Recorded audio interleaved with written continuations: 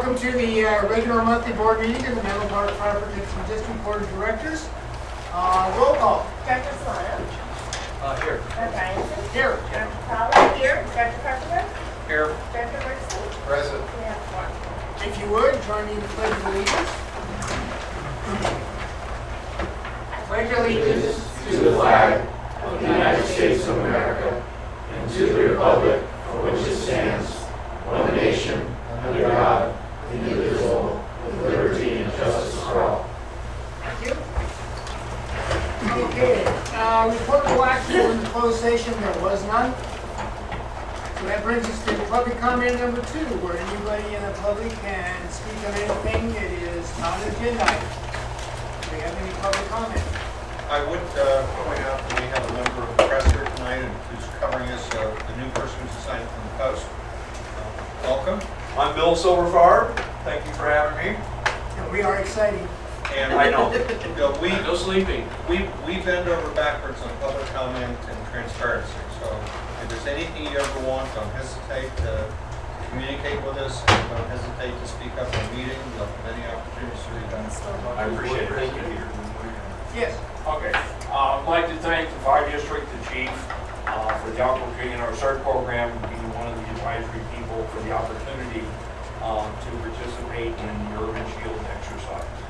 We're actually, you and I saw each other there on Saturday, and we have a number of our people in several of the different venues, but we had probably 4 or 5, maybe 6 people from CERT who actually participated in the NASA Ames plus 1 or 2 of the other venues. So I'd just like to thank the chief and everybody for the opportunity that we had. Thank you. I'll see you next year. And if you didn't get a chance to see them on Moo lights up with stakes in their chest, they look great. all They look great. I've seen it before. Okay, that brings us to the benevolent report from the Menlo Park Firefighters Association. Is anybody here for that? Okay, well, we'll do that one.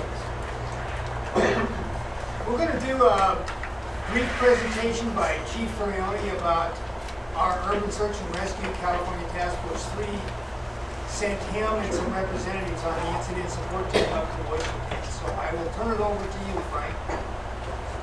Good evening. Welcome. My name is Frank Furioni, Division Chief of Menlo Park Fire. I'm part of the FEMA Urban Search and Rescue Team. I'm responding to the Washington Oso Highway 530 mudslide. The actual team that responded to that primarily was Washington Task Force 1, and because they were assigned to the Alaska incident, they rolled over this incident in our California Task Force. We got the opportunity to respond to Alaska for Alaska Shield for assignment, which is a benefit to our team. This incident here, I responded out in the incident management team as the operations section chief for the Blue Incident Management Team. Oso, Washington, up with a little pinpoint up there, getting an idea where Oso is. This is what Oso and Darlington looks like. This is the countryside around Oso, just across the way from where this event took place. It occurred on March 22nd at approximately 14:30 hours, 17 miles east of Arlington. It was near Oso, Washington, in Snohomish County. The population for Oso is 181. The area of the event that actually came down the slide was 1.3 square miles or 768 acres. Depths of mud was up at some points over 70 feet. The original report was up to 80 people missing. By the time we showed up there, the confirmation was 43 people missing. Of the 43 people, we recovered 41 of those 43 bodies are confirmed with the Snohomish County Coroner's Office. As of August, all 43 remains have been recovered in that area. This is just some of the support agencies that responded to it. It was quite a large event. We had everything from military to local to sheriffs to Army Corps of Engineers, FEMA, the local teams up there, the local incident management teams of Washington State, Oregon State. For the USAR system, Washington Task Force 1 was assigned in as a state resource and asset for the state. California Task Force 7 was a federalized deployment, responded up there. The initial incident management team was a white management team. They were there for just a little bit less than 2 weeks, and the blue management team took over, which I came in on. There's 22 HRD dogs, which are human remains detection dogs, separate from the dogs you typically see out in our FEMA teams that find live searches and find live victims. These dogs are specially trained to scent for human remains. We have one veterinarian person assigned us and one incident support team person just to handle the dogs. As far as the other teams that are up there and the other support services up there from the state, local, federal, state, Washington Incident Management Team 2, Washington Incident Management Team 4, the Federal National IMAT team for FEMA, National Guard, Army Corps of Engineers, several law enforcement agencies, several fire and rescue agencies from all around the state of Washington and Oregon, some 30 different private excavators, excavator task forces, 10 different dump trucks, and a whole barrage of specialized equipment that the public and the civilians brought to this environment that we normally don't have, but able to combine them with the efforts of the rescue team and come up with one strategic plan to be able to search and recover the remains. This is what the area looks like ahead of time. This is pretty much the neighborhood that was devastated in that area. This whole mountainside up here, this is what came down. It's a pre-slide look in the area. This is the 530 freeway right there. This is what actually that area, which that came out of the area that came down, that 1.3 square miles. There's a little close-up of the neighborhoods, what the houses look like. And this is important for later on another photo. You'll see why it was important to locate and find where these houses existed and where the residents were previous to the mudslide, how it played post-mudslide. This is what the mudslide looked like after. That entire area from the top of this hill came down and moved. And it came down, it was over 19 minutes of movement that came down through this area from the initial slide that came down with forces upwards of 200 to 300 miles an hour of force and wind speeds on it. But the movement came down, the initial movement came down, and then it slowed down and oozed out for another 10 minutes. This is what overlaid from the existing houses, where they were and what the road looked like on an overlay after the incident. As you can see the areas here where that river used to come down, the river used to come straight through this area behind these houses over here. It came down, it was diverting, now this entire area was flooded inside there. Mapping was extremely important. We had National Geospace help us out there, local mapping folks help us out. And this is one of the earlier maps they produced to break it down into divisions and zones. This is an overlay from aerial photography and satellite imagery of the same mapping system. Maps became one of our most vital, important issues out there for locating, dividing, and moving our resources around. And I mentioned earlier where the houses were. This is what they actually did. These are where the houses existed before. They determined the residents in those houses, and when they found parts to the persons or these areas where they ended up, this is how we determined where we placed our resources, what were the higher probabilities for the search and rescue. As they determined this body part or a whole person, they tied it back to the house and confirmed the numbers of people that were missing, and that's where we ended up concentrating our areas. Down here we broke it up into several grids. Over here we broke it up into rows for the search area in the rows. This is how we ended up finding where they started, where they ended up, from inside their house to these locations here. These are some of the grid patterns they set up for the search areas. They're able to take one square area, and this search pattern right here was devised into where an excavator could reach in a full circle from one end to the other. So they have to reach, dig out a complete area, move it into another area, move their excavator and folks in that area, and using GPS going all the way back down to native soil. This area over here was a little bit different. We had rows in there. We were able to move heavy equipment in and bring it out our rows, taking all the timber and the foliage from the area and laying that timber down to bring the excavators out over the area. As you're digging an area, they're bringing timbers back in to move your resources and your excavators out over to the area where at one point this complete area was flooded here. As the water receded and the waters are pumped out, we're able to move further into the area and search deeper into the area. Just a close-up of the grids. I'm talking very fast because of the time frame. If you have a question, feel free to pop it up and we'll stop. I have a question. Yes, sir. What were some of the distances from where the Monty started to where it ended up? Well, the whole area is 1.3 square miles of the area there, so it's a little less than some of the areas there, 3/4 mile, half to 3/4 of a mile where they actually travel from one area to the other. You can see some of the links in there. This is one of the grids. They made this area into rows. They're able to move out starting here. They define these areas. They're able to use the GPSs and mark this area and use a mapping program. It was the first of its kind in this type of environment. We were able to set it up on a mapping program where they're going, tell them exactly where they were to stay within the lines of searching and deploy our resources within those grids or within those rows.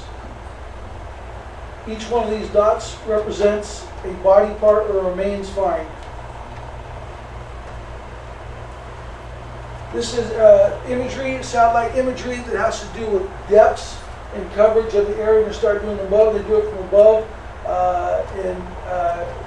not radar, but it's Peter, help me here. LiDAR. LiDAR, thank you.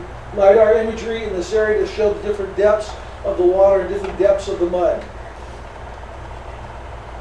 The area they set up our incident command post was in the Arlington area, and this was a school that was about to be torn down. They had built a new school behind it. It had no plumbing in the place, no electricity. They showed up, they heated up the school with electricity, still couldn't get the plumbing, but we based our entire operations at command post out of this building, brought in vehicles from FEMA, Snohomish County Sheriff to do our communications out to the Darlington area. Some of the modes of communications and information, face-to-face, satellite imagery from one truck to another truck out in the field, communications inside here with all the radios, and then we held 2 daily updates and briefings for the public, for our PIOs, talking to the public and the media. The base camp, which is located out in the Darlington area, separate from the incident command post, on the opposite side of the slide where the incident command post, you had to actually drive over the top of the slide on a 4-wheel drive road to get this base area, which was an old fairgrounds. This is what the aerial view of that base camp set up. These are all our FEMA tents. This is Washington Task Force 1, and this is California Task Force 7 over here. The military setup inside here, and then an entire base camp of operations brought in here with generators, equipment, feeding, and food, and ran basically the entire city out of the base camp there.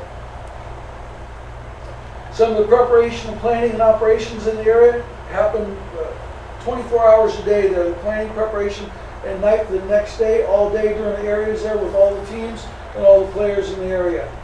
Big issues we had to deal with is the water and the flooding, the conditions there, trying to get out and search these areas and get out in these areas with the water inside. This is one of the biggest problems, is dewatering the area, and then eventually building a separate berm. The Army Corps of Engineers, this is the road they actually built over the top of the area. But before they built this road, they had to search all the water and all the area underneath that with scuba divers in black water to make sure there's no remains that they were going over to build that levee and roadway. K9s were our biggest resource and asset out there. They were the ones that found the majority of what we were looking for. Support, up at the top there, the decon veterinarian managing 22 K9s. We realized we needed more veterinarian help out in the area. The excavators and the sawyers were privateers from the area. We contracted with them, bringing them in. This is the public and the private working together to be able to accomplish the same thing. The task force was put together with USAR personnel, military personnel, private personnel, working together in the individual task forces on each of these pieces of equipment. Specialized equipment stuff that we just don't see down here. Reaching long arms, some super long reaching arms to get way out in the area out there. Military vehicles to move our personnel and move equipment out in the area. This is the first time USAR operations in the water environment was deployed since all 2018s took equipment this past year in training for the water rescue assets. This is the first time they're actually deployed in the arena. We had our state OES vehicles up here. We have the Washington Task Force, which we have these identical vehicles and identical boats here at California 3. These are them out in the area with the rigid bottom boats and the IRBs. Specialized craft out there, a floating track crawler floater, able to go across the swamp crawlers. We were able to utilize these with private folks out there, move our personnel to reach the farthest areas that we couldn't get out with our boat or able to walk. Dive teams, This road is a road they're building as they're moving out. They're going in complete black water, sonar, radar, underground, making sure that we're not covering anybody or any parts as we're building this road all the way out in that levee there. This is the dive team from the area. The person watching it is the person's underwater, he's watching everything, and the communications folks, and there's actually somebody underwater at that point.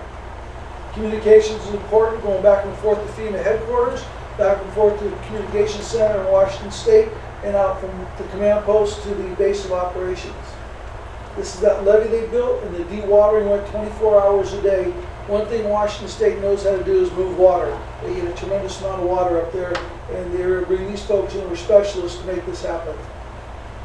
Hazmat, decon, specialized equipment, using our equipment from here, specialized programs. The first time they've used these in the area, and they're becoming now a staple for all the USAR teams, and the technology that we learned and deployed out there is becoming part of our training for the future.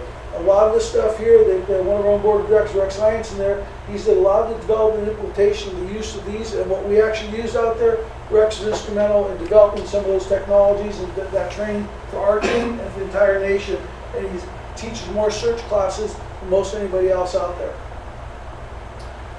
Search progress, I'm going to go through these quick, very quick. This is day one, Washington shows up. This is what they have. With the GPSs, this is marking them. They're folks all day long as they're going on markings. Day 1, 2, 3, 4, 5, 6, 7, 8, 9, 10, 11, 12, 13, 14, 15, 16, 17, 18, 19, 20th day. This is the area they covered and tracking each one of their personnel and all the areas they've searched the entire day. They came back and downloaded all that imagery and all their tracking to be able to confirm where they went and what they covered.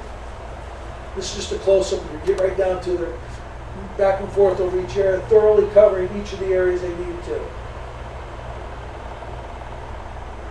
One of the areas we did is working with the community, and worked very, very close to the community and developed a bond with them and find the people who they were looking for. And 2 to 3 times a day, they met with the families of each of these victims here, giving them updates, briefings, and having them out there. And they worked right alongside the rescue workers from the families. Questions? Yeah, Frank, were drones utilized at all? Ironically, no, drones were not utilized. They started out in the area because in the state of Washington, they have an issue with drones, and the FAA going through the permission to get drones out there was a concern. And by the time we figured out we could get all the permission, go through the process, we were well into our search area and already covered it. And we had 3 helicopters assigned the areas, constant flights over the areas, personnel going up searching areas with manned vehicles, and then constant flyovers and daily satellite imagery updates from the National Geospace. Working with those people, we asked them, can you move the satellite a little bit to the right? Those people make the phone call and the satellite moves to the right. Yes, sir. What was the risk of another mudslide while you were working there? Constant risk of another mudslide. The areas were monitored by engineers, civil engineers the entire time with theodolites, watching the areas, markings on the hill. For any movement, 24 hours a day, we had stations set up all the way up on the hill, watching those points in emergency evacuations. And mind you, we stayed the danger area right underneath the slide. We stayed clear of that. And so we were in the flow path later on. So if the slide had hit, we'd have probably up to 2 to 3 minutes to move folks out of there and have an evacuation plan ready to go and ready to implement with emergency sounding. Okay. Frank, I have a question. I apologize for speaking so fast on that, but I had an excellent time. From a geological standpoint, is our district at risk for this type of event?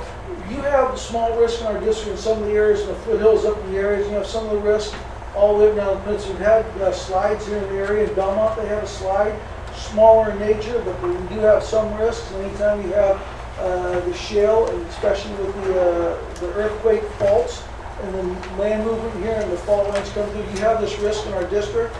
This training, what we picked up from here, will be implemented anywhere in this county, anywhere in this area. If we did have one of these things there, we are that much better trained and prepared for something like this to happen. Where before we had in Belmont, we weren't very well prepared, we hadn't really experienced it, and no one's experienced something of this magnitude in the United States with this many losses in this large of area and this amount of resources brought in. So this is a tremendous learning environment, not only for the federal system, but what we garnish from that, bringing these back to our district, makes us better prepared here in San Antonio County and actually in Northern California.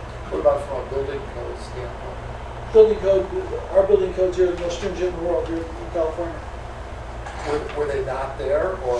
No, it had nothing to do with building codes. These were just in the path of the flow. This came from away from the area, and there had been some slides over the past several hundred years in different areas up there, and they knew the potential there. You can see when you're driving that area, several little slides all the way down the canyon.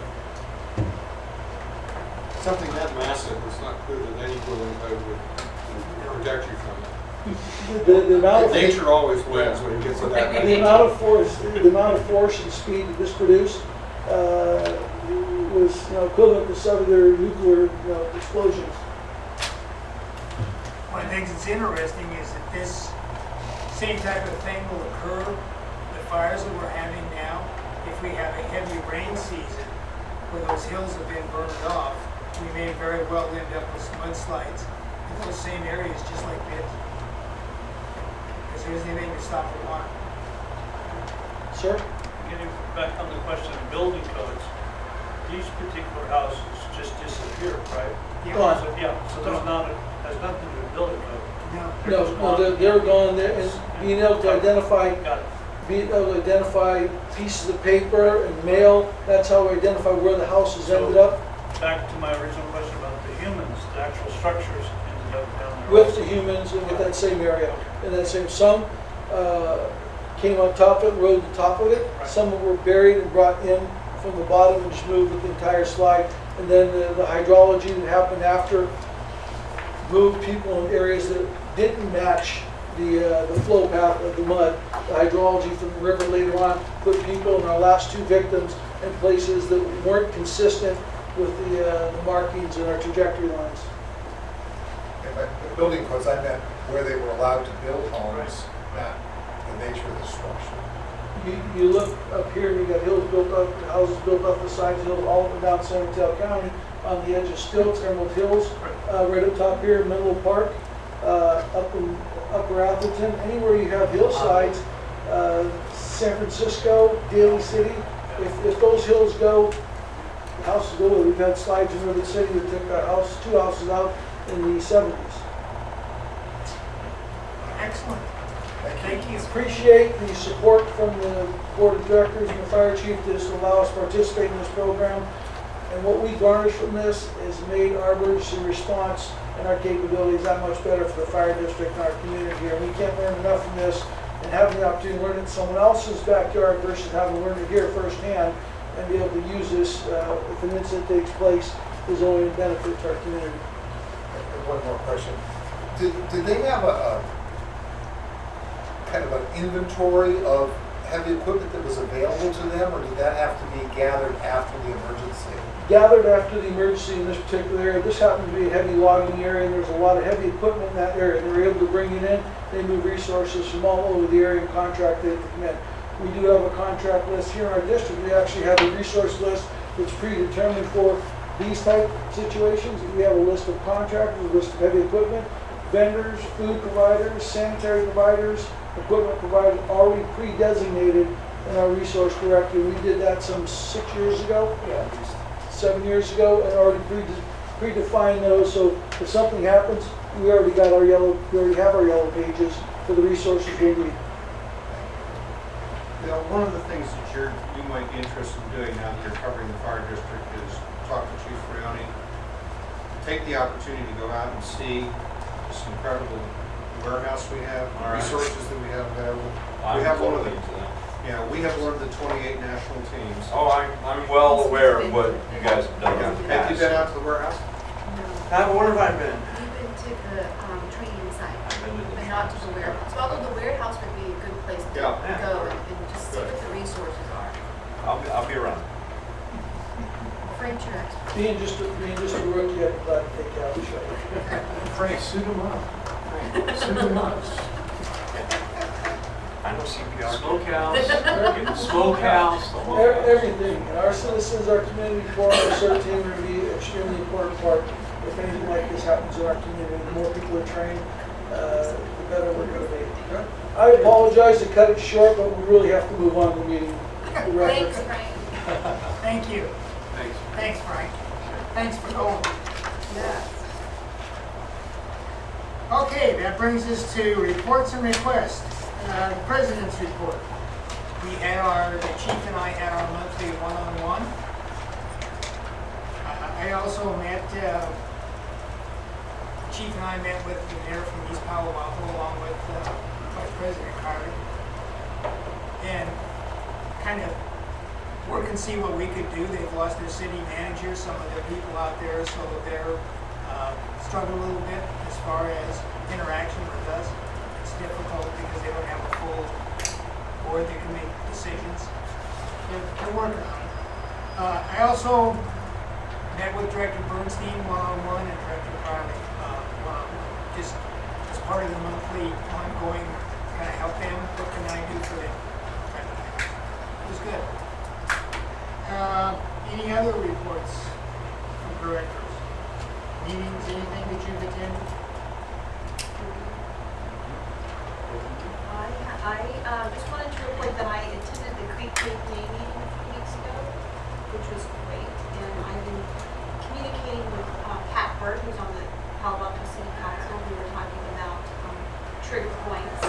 And actually, there hasn't, he was concerned that there hasn't been much progress made since last year, but he's actually just sending documents about progress that Palo Alto has made that I just sent to the chief.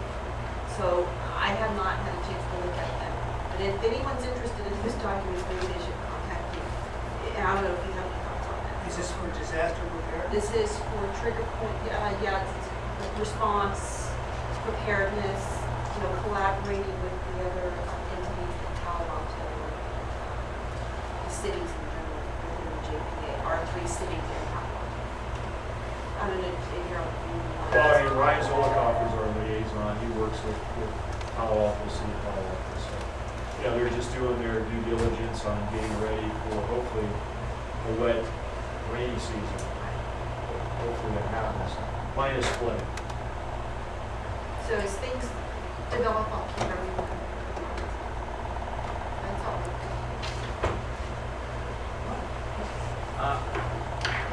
I was contacted by Harry Brims from Menlo Park. He's presently been appointed to the General Plan Group, and he was reaching out to myself and the board for any input that we would like to provide them with their General Plan Group. So I think that's a pretty good step forward. City Menlo Park wants our input. And I just want to congratulate John and the chief for offering John the fire marshal position. I think that's a great move. And I'll handle that with I have some other stuff that's county liaison stuff. Anybody else with the cities? Yes, Peter? Yeah, I continue to interact with Atherton Council, primarily with the Woodward, keeping the dialogue going with the other issues. And most recently, had communications with him today on the Alameda Real thing. The town manager is continuing to move forward with the proposal to reduce El Camino Real and Atherton to 4 lanes. And we told them that just simply is unacceptable, but for some strange reason, they want to spend $100,000 doing the study, so. All we can do is just tell them that it's not something that we would ever find acceptable, so. Director Bernstein, anything? Okay. County?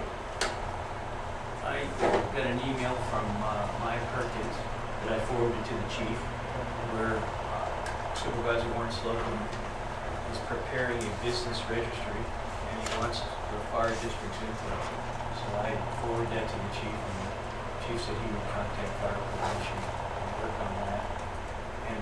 just want to commend the chief for sending us that email with the, trying to consolidate training and other services with all the different fire agencies that are surrounding us. I think we've all talked about consolidation as a way we can save our taxpayers millions of dollars. And the chief's gone forward and has met with Woodside and Braywood City Fire Chiefs. And I had sent him an email saying I'm in total support, and anything I can do on the board to contact those council members, I'd be more than happy to. Thank you. Could you explain what the registry is supposed to do? The county wants to set up a registry where they want to get information of all the businesses In the county or in the unincorporated parts? In the whole county. in the whole county. And they want to start with Fair Oaks first. So, since that's part of our fire district. And then, he didn't go into the other unincorporated areas. He was just mainly concerned about Fair Oaks at this time. And I think it's a stage program that they're going to put in. And I think the first stage is us because the Fair Oaks and that's our district. What would they do with the registry? Well, they would use the information as to contacts, any information that fire prevention would have as to chemicals, amount of employees, their phone numbers, emergency contact information, information that could be used by the county, tax information. Gosh, the chief would be better. Well, I think what they're trying to do is probably use it for emergency preparedness purposes. But to your question, I think a lot of what they have already, they may have under the business licensing, when they issue the business license. So, I think they just got to coordinate what exactly they're looking for, but they're trying to figure that out. And I'm not sure they know everything they actually have at their fingertips, because that's who we go to. Right. Because they don't come here to get a business license. We have to go to them to find out what same information is. But I think what they're trying to do is good.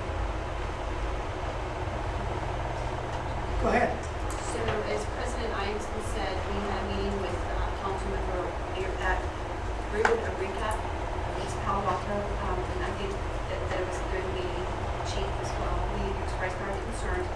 But just to give everyone an update, I spoke with Mayor Martinez, and I know that they are close to giving someone on what they know the city manager.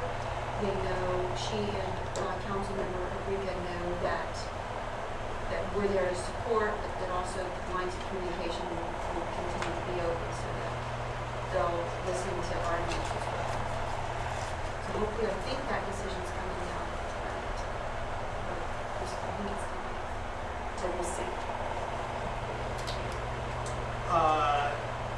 Any discussions or comments on the chief's report? Any questions? Anything that you put out?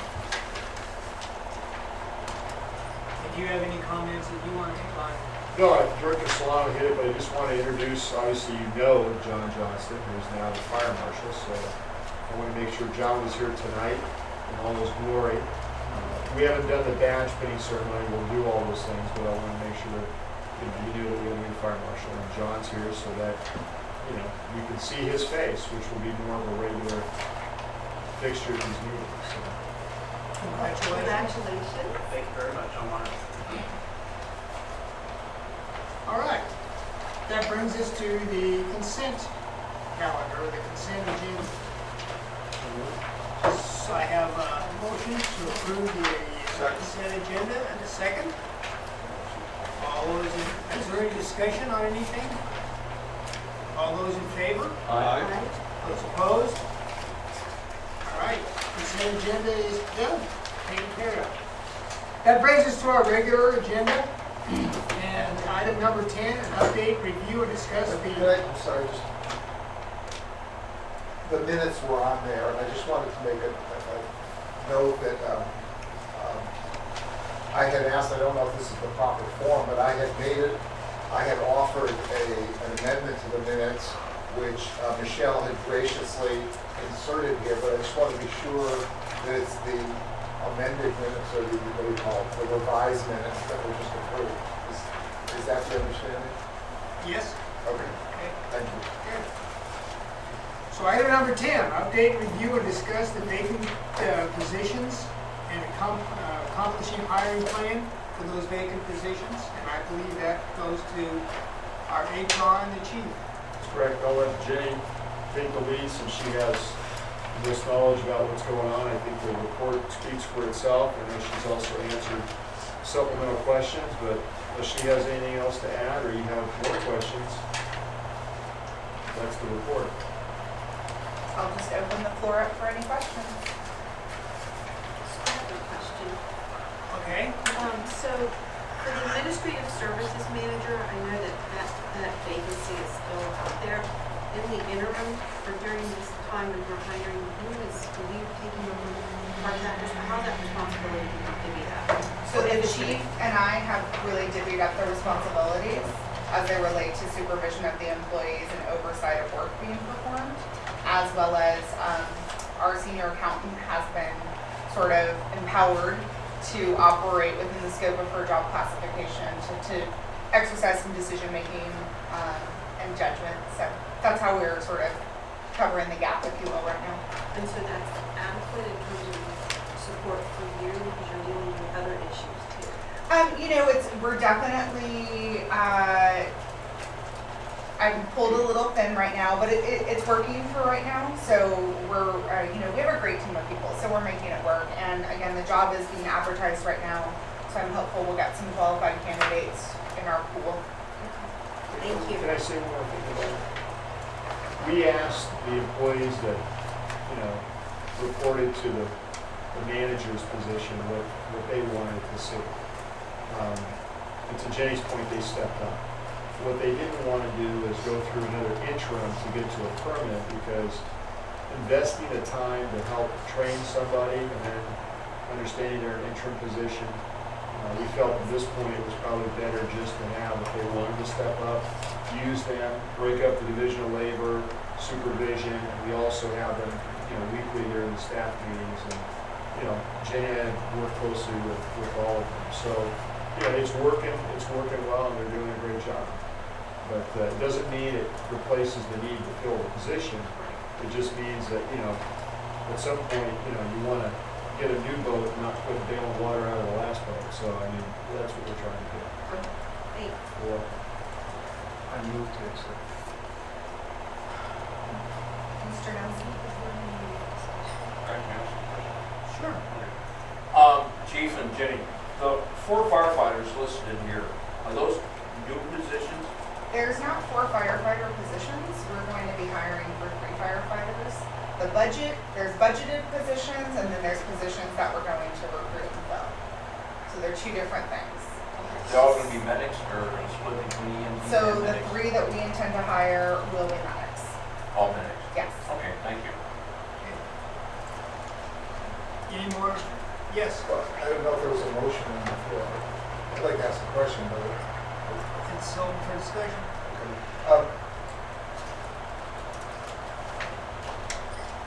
let me ask you, are you a firefighter by training? Are you in the fire service? Yes, Yeah. I've received firefighter's. Okay. So I'm curious, are the fire prevention positions that are open, are those for, I'm missing the right word here. If there were a place, I'd say this for sworn officers versus civilians? Safety versus not safety. Safety, not safety, yes, thank you, that's the word. So are fire prevention, the people that check plans and all, are they civilians or are they safety? The fire plans examiner position is classified as a civilian position. The senior fire inspectors at this time are safety designated employees. Several years ago, the board sought to create a non-safety inspector position. However, in light of the recent PERB rulings and no meet and confer on that issue, as well as it does not appear that PERS was contacted to appropriately amend our PERS contract, those non-safety positions, we will not be able to move forward with non-safety inspector positions. Let me forget the legalities for a moment. Could a civilian that worked for a city, like a building department, do this job, or is there something that's very special about it that requires a specialized training? Could I ask that to John or to Chief John? So, well, I can answer the question for you. So the training is different for a building official than it would be for the fire side of it. Doesn't mean that you can't acquire both. In fact, the last fire marshal had both, the ability to be a building inspector and the fire marshal's position. But it's not the norm. In fact, we've had people who've applied for the position that were more of that, venue, and they were DQ'd just because the qualifications are different for this position. So fire plans inspector is not a building inspector, is it? Not necessarily, no. The fire plans examiner is not an inspector. They just review plans. It's a civilian position, and after meeting and conferring with the ASME unit, we've met and conferred and agreed that position will be allocated to the ASME unit. Well, I certainly don't know enough to speak on this, but I'm concerned that we get these people, and knowing that we've been having trouble recruiting people, I'd like to do whatever we could to open that up, or to meet and confer or proceed in some ways to be able to make this.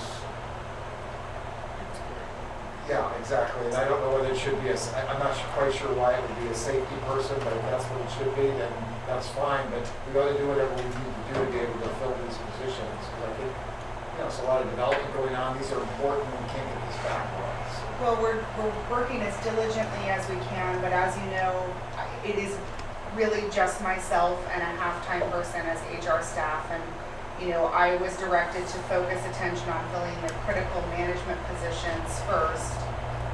And as you know, serving as the chief labor negotiator, as well as trying to address some other human resources issues.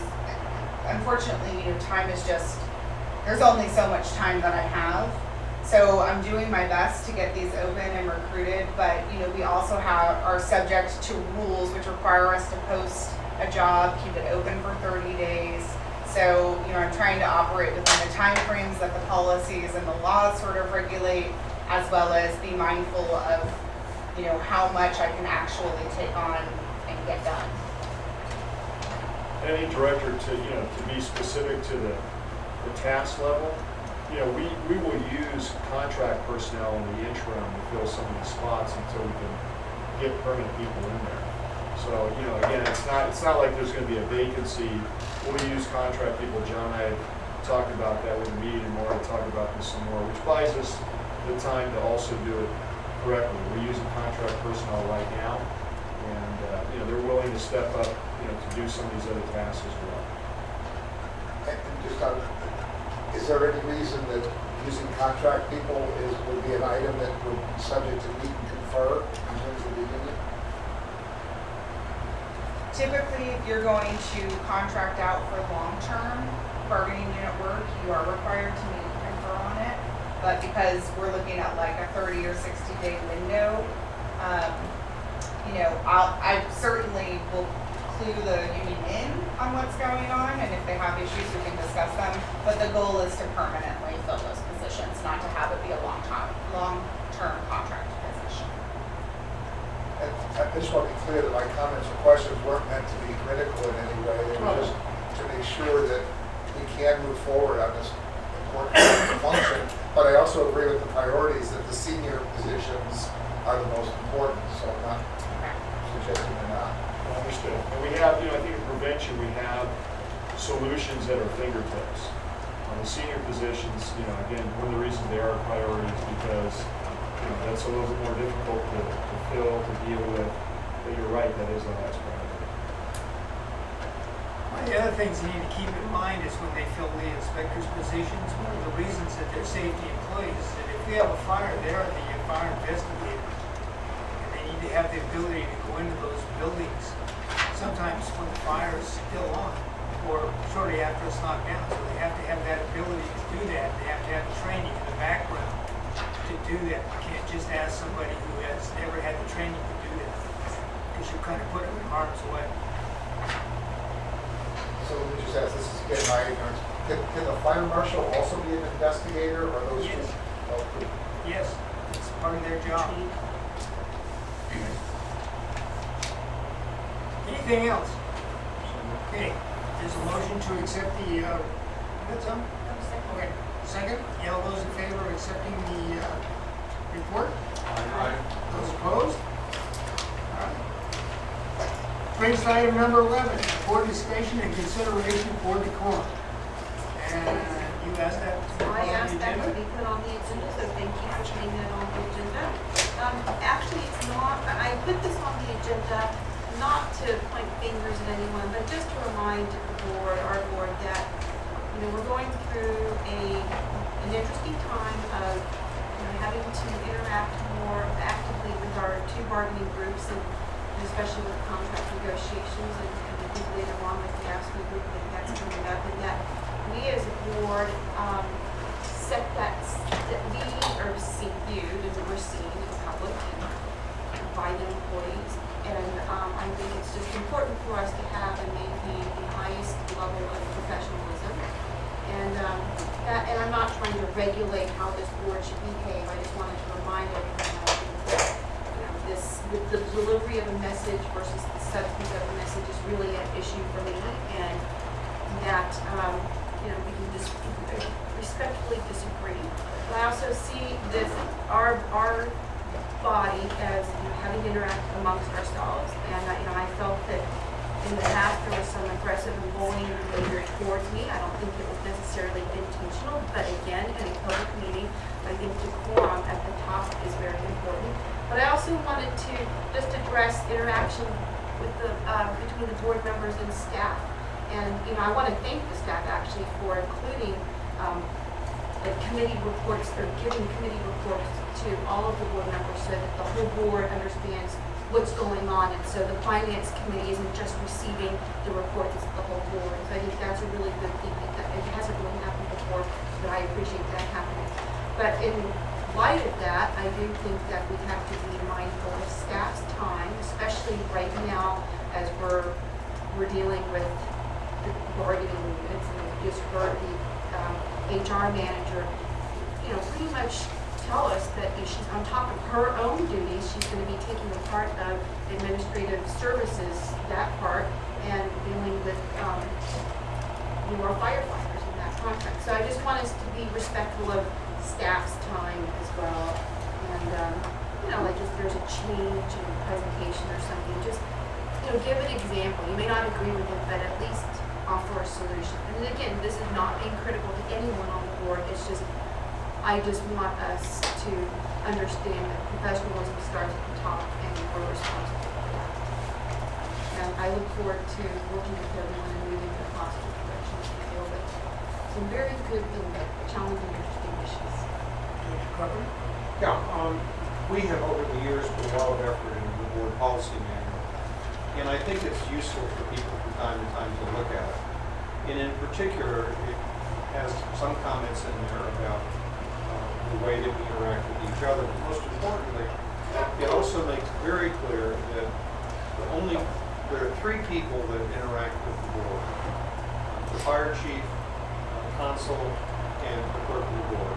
Everybody else reports directly or indirectly to the fire chief. And the policy manual is very clear that if we have questions or concerns regarding anything, that it has to go to the chief, and then the chief has to then make an assignment. And this doesn't, mean a casual question to somebody about how do I get into a building or something like that. But we as individuals do not have the ability to task the people working for the chief. That's his responsibility. And even with the lawyers, although the lawyers report to the board, the policy manual makes clear that any request to consul has to go to the board president. And I think if we observe those things as they're outlined in the board policy manual, we'll be in pretty good shape. Anybody else? Yes. You never know why these items are on the agenda or how it got there, so I kind of examined my own behavior in the last couple of days. And I just want to say that I have been looking very hard at the numbers and the accounting and the financial side of the operation. And I think that I think that my tone has been somewhat critical of the things that we're doing, and I frankly think we could do a lot better. But I just want to make the point that I don't see that as a personal attack on anybody. I think the procedures that this agency has had have existed for a long time. I think the templates for the kinds of reports that we produce have probably been around for 25 years. In fact, I think I found an error last year that had been, the law had changed 11 years ago or something, and the same explanation was going out with why things were the way they were. So again, nothing's critical, but I'm committed to having this agency do better, be excellent, and improve over time. And in saying that, I also make lots of mistakes. So I put out some questions to the staff, and in looking at them or in seeing one of the replies, one of my calculations was off by a power of 10. I multiplied 1,700 by $100 and got 17,000 instead of 170,000. And it just, anybody can make mistakes. And I think one of the problems right now is that we have too few people looking at numbers. I'm talking about because we don't have this administrative service manager. It's hard. I have my own board meeting next week. I'm doing a report. I have 3 people that look at my numbers. I don't think there are 3 people with this agency that are checking what's going on. And I'm just saying how hard it is. So I appreciate the difficulties. I'm going to serve as one more set of eyes that is looking at these things. And if I find something, it's not because I'm being critical, but because I want it to be right. And I want us to act with full information, full knowledge, full disclosure, all of those things. And so to the extent that, what shall I say, I can improve my tone of communications, and but I think it would help if people who receive these also realize what was behind it, and that the intent was good, if perhaps the tone is sometimes lacking. So that's what I think that's like. I think what it boils down to is that staff is available. They don't work for us. We work with them, but treat them with respect, especially now since they are short-handed. They're doing a lot of trying to keep us afloat here and get it all done, and it's very difficult. So with that in mind, just treat them respectfully. Anything else On the whole agenda or on what on that item? Thanks for. No problem. Okay, that brings us to item number 12. Board discussion provide to staff on having the board receive a presentation in September of comprehensive annual financial report. I believe that goes to Fariba's not here, so Fariba. Fariba's not here, so it goes to me. I know that Fariba did answer a series of questions, though hopefully that was adequate. But I'd be happy to do the best I can. I know the members of the finance committee can try to help out too. So. Any comments or discussion?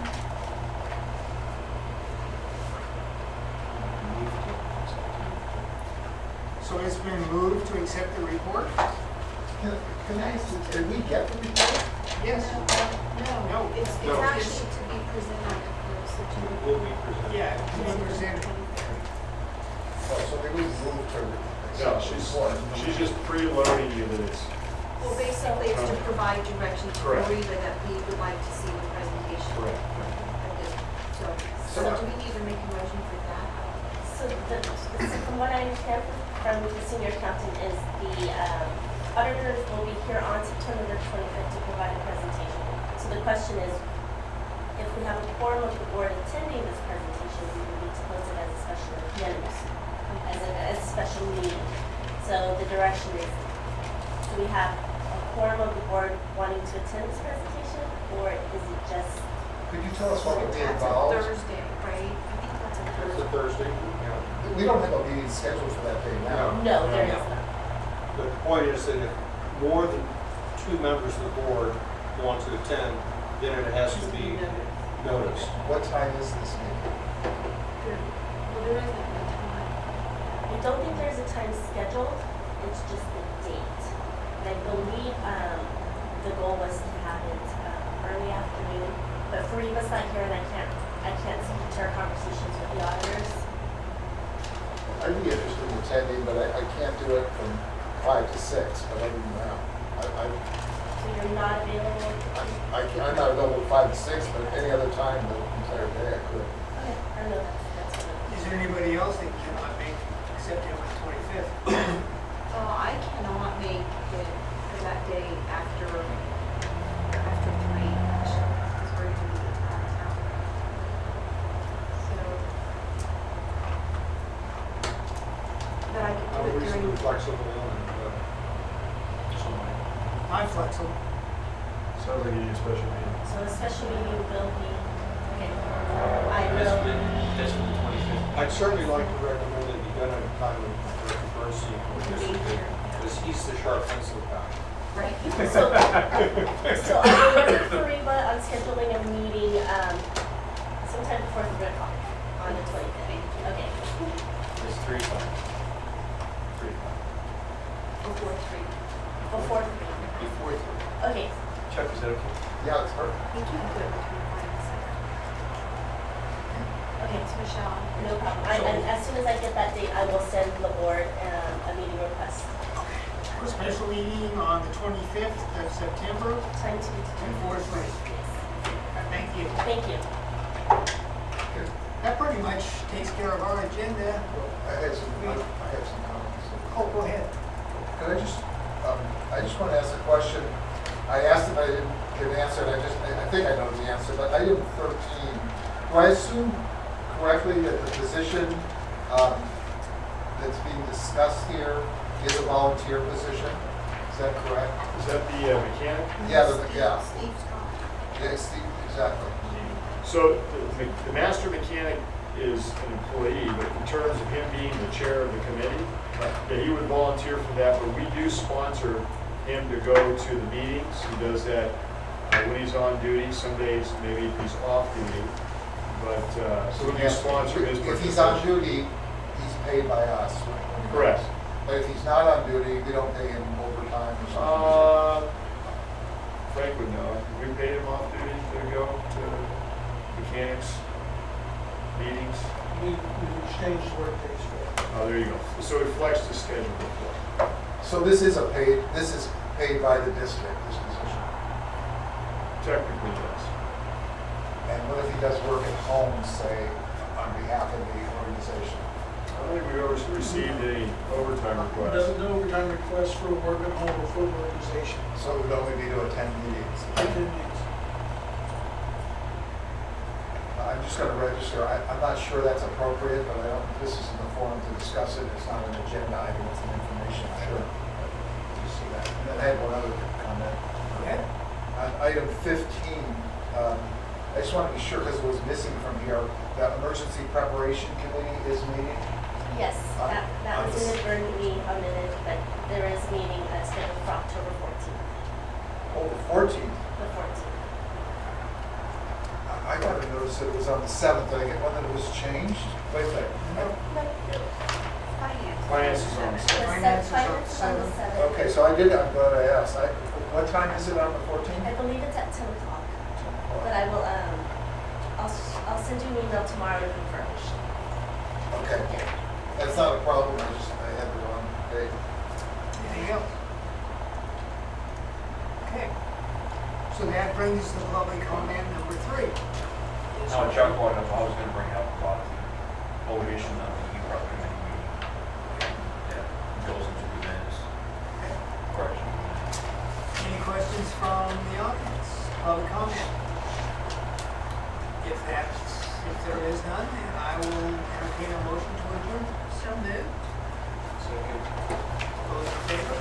Aye. Opposed? Thank you for coming.